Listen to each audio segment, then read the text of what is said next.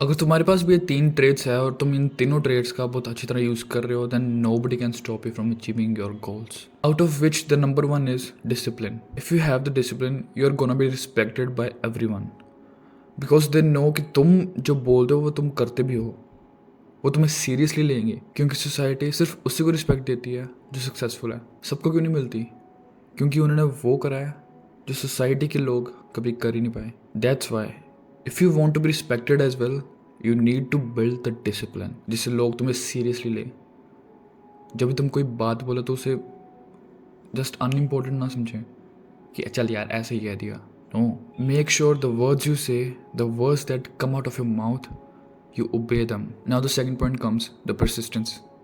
If you have the capability to stay long at one thing, the longevity, no matter how many years it has been, you just stick at it, तुम उससे हटते नहीं हो, then it's almost impossible for someone to get you distracted. अगर तुम में वो क्षमता है लगे रहने की कोई भी एक चीज़ में, no matter तुम कितने फेलियर्स देख चुके हो या कितने और देखने हैं, तुम बस टिके हो, तुम्हें कोई नहीं हरा सकता. फिर तुम्हें वो चीज़ मिलके रहेगी, beat anything. So in order to be successful, you need to build the perseverance in you. Now the third point comes, the skill of learning every day. Now you are disciplined and now you are also persistent, but you are not learning every day. तो फिर chances बहुत कम है कि तुम successful होगे, क्योंकि तुम्हारा competition तो हर एक दिन सिर्फ सीख रहा ना. उसको नहीं फ़र्क पड़ता है सैटरडे संडे मंडे ट्यूसडे, वो हर एक दिन सीख रहा है. He is learning every day, is getting 1% better every day. Whereas कि तुम सीख तो रहे हो, लर्न कर रहे हो, लेकिन you are not doing it every day. Whereas your competition is. तो थिंक योर सेल्फ कि किसके चांसेस ज़्यादा है सक्सेसफुल होने के और कितनी जल्दी है. So along with building discipline and perseverance, you also have to make sure कि तुम हर एक दिन सीखो भी. फ़र्क नहीं पड़ता किस फील्ड में सीखो, बीट एट एनी थिंग, बस तुम ग्रो करो अपनी लाइफ में. और हो सके तो उसी के रिलेटेड सीखो जिससे जो तुम्हारी स्किल है, जिससे तुम बेटर होगे उस पर हर एक दिन. तुम्हें देखना फिर कितना मज़ा आने लग पड़ेगा हर एक दिन सीखने में. तुम कुछ ना कुछ नॉलेज गेन करो, तुम कॉन्फिडेंट होते हो कि तुम्हें एक अगले बंदे से ज़्यादा नॉलेज है. Knowledge is the power. जब तुम 4 लोगों के पास खड़े होगे ना, तुम्हारे पास कॉन्फिडेंस होगा. तुम कॉन्फिडेंट होगे क्योंकि तुम्हें नॉलेज है जो उन सबको नहीं है. तुम किसी को भी किसी भी फील्ड में डोमिनेट कर दोगे.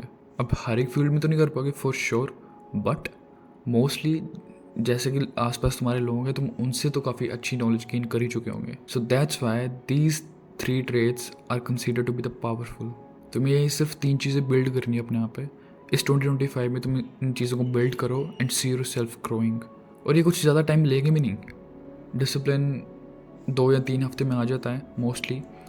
प्रिजर्वेंस, तुम अगर डिसिप्लिन हो तो प्रिजर्वेंस भी आ जाएगी. And the third one, learning every day, ये भी तुम 1-2 हफ्ते तुम करो कंसिस्टेंटली, तुम्हें ये भी बिल्ड हो जाएगा. तुम्हें प्यार होने लग पड़ेगा अपनी नॉलेज से. तुम कॉन्फिडेंट होगे, तुम प्राउड होगे खुद पे कि तुम्हें कुछ आता है.